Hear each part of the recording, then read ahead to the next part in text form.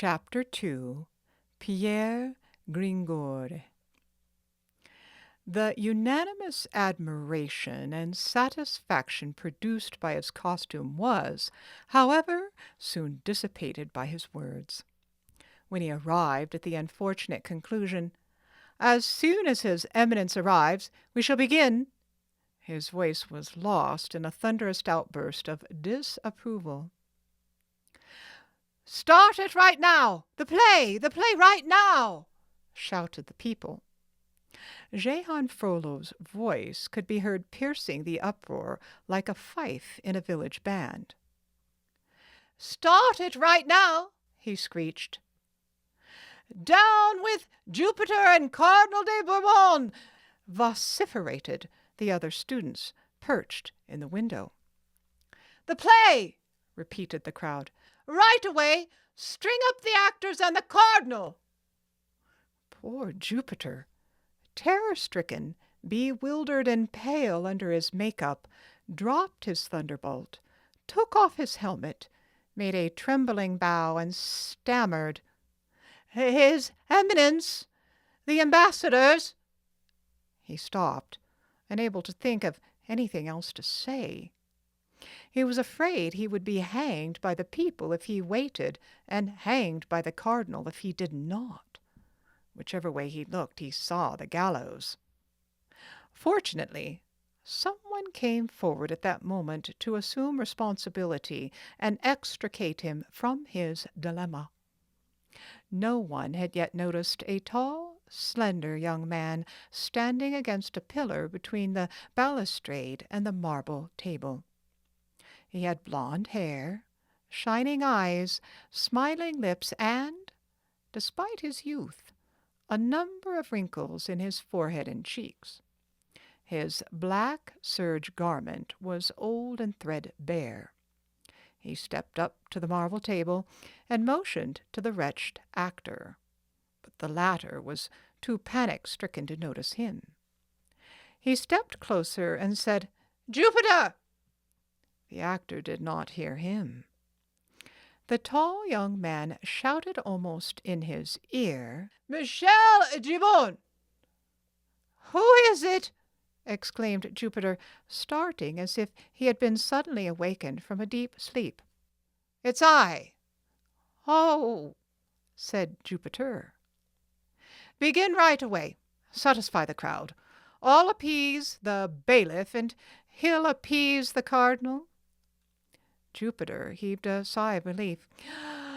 "Ladies and gentlemen," he shouted to the crowd, who continued to hoot him, "we are going to begin immediately."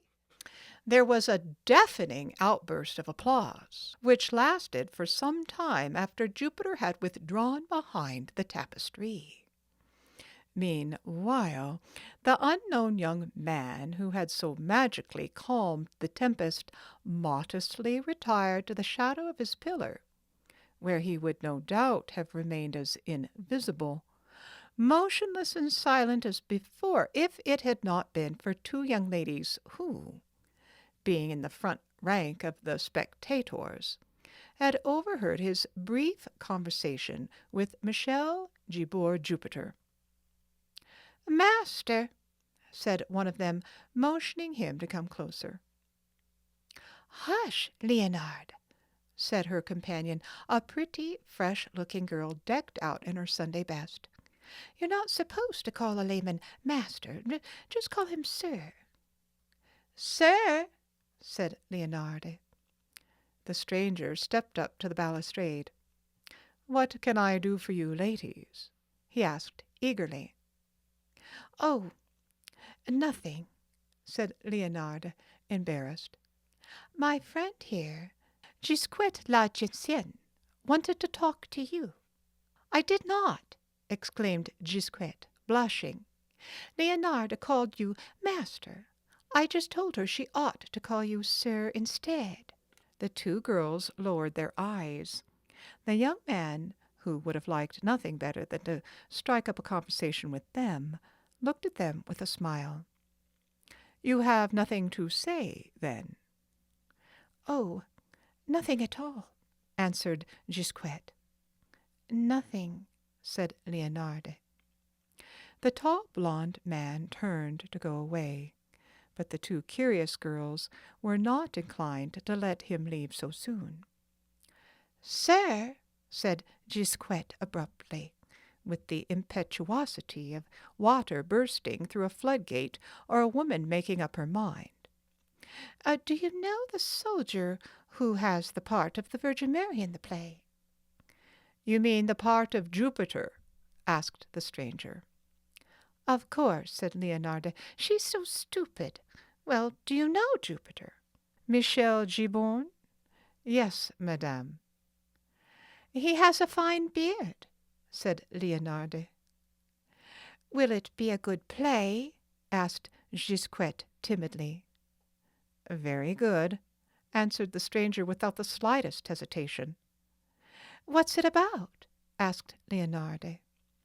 It's called The Wise Decision of Our Lady the Virgin, a morality play, madame. Oh, that's different, said Leonarde. There was a short silence. The stranger broke in. This is a brand-new morality play. It's never been performed before. Then it's not the same one, said Gisquette, that was given 2 years ago for the reception at the Legate, the one with 3 pretty girls playing the parts of mermaids, finished Leonarde. And all naked, added the young man. Leonarde lowered her eyes modestly. Gisquette looked at her and did likewise. He went on, smiling. It was a very pretty sight, too. But today it's a morality play written especially for the Princess of Flanders. Are you sure it's a good play? Asked Gisquette. Of course, he answered. Then he added with a trace of pompousness, Ladies, I am the author of the play. Really? Said the 2 girls, full of wonder. Really, answered the poet proudly. My name is Pierre Gringoire. The reader has no doubt noticed that a certain amount of time has elapsed between the moment when Jupiter withdrew behind the tapestry and the moment when the author of the new morality play suddenly revealed himself to the naive admiration of Gisquette and Leonarde. It was remarkable to see how the crowd, who had been so tremulous a few minutes before, were now waiting quietly and humbly. It was one more proof of that eternal truth which is still being proved every day in our theaters, that the best way to make an audience wait is to announce that the performance is about to begin. But Jehan Frollo was not asleep at his post. "Hey there, Jupiter! Our Lady the Virgin!" he suddenly cried out in the midst of the peaceful expectation which had succeeded the disturbance. "What are you doing in there? Telling each other jokes? Start the play or we'll start again." This was enough to set things in motion. An orchestra concealed behind the tapestry began to play, and 4 actors in heavy makeup and brightly colored costumes climbed up the steep ladder to the stage, ranged themselves in a line before the audience, and made a deep bow. The music stopped. The play was really about to begin this time. The 4 actors, after being amply repaid for their bows by applause, launched into a prologue which we gladly spare the reader. Besides, then as now, the audience was much more interested in examining the actors' costumes than in listening to what they had to say. They wore white and yellow robes, which were identical except for the cloth of which they were made. The first was made of gold and silver brocade, the second of silk, the third of wool, and the fourth of linen. The first actor held a sword in his hand, the second 2 golden keys, the third a pair of scales, and the fourth a spade. Then, in order to aid those whose minds were so lazy as not to grasp the meaning of these symbols, the words, "My name is Nobility," were embroidered in black letters on the bottom of the brocade robe.